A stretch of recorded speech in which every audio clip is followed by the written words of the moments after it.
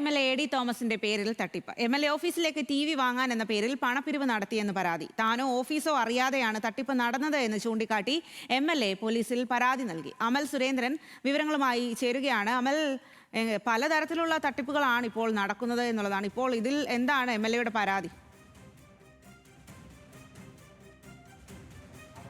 സ്വാതി, നമ്മൾ കണ്ടതാണ് വയനാട്ടിലെയും വടക്കൻ കേരളത്തെയും പല MLA-മാർക്കും ഇത്തരത്തിൽ വ്യാജന്മാരുടെ കോളുകൾ വരുന്നതും വലിയ സ്ഥാനങ്ങൾ ഓഫർ ചെയ്യുന്നതും എല്ലാം കണ്ടതാണ്. പക്ഷേ ആലപ്പുഴയിലെ സ്ഥിതി അല്പമൊന്ന് വ്യത്യസ്തമാണ്.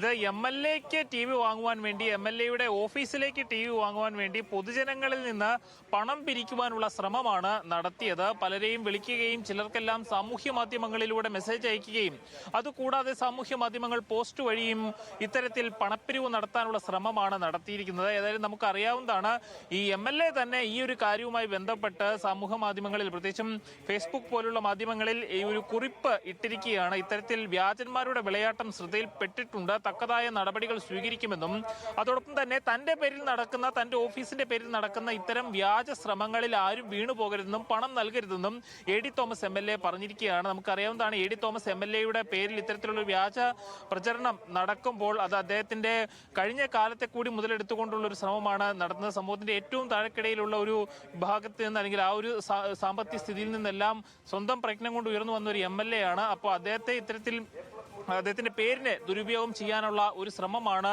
ചില തൽപര കക്ഷികളുടെ ഭാഗത്തു നിന്ന് സാമൂഹ്യ മാധ്യമങ്ങളിൽ നടക്കുന്നത്. ഇപ്പോൾ ജില്ലാ പോലീസ് മേധാവിക്കടക്കം MLA പരാതി നൽകിയിട്ടുണ്ട്. എത്രയും വേഗത്തിൽ തന്നെ ഇത്തരത്തിലുള്ള വ്യാജന്മാരെ പിടികൂടണമെന്നാണ് ആവശ്യം. സ്വാതി. ശരി അമൽ.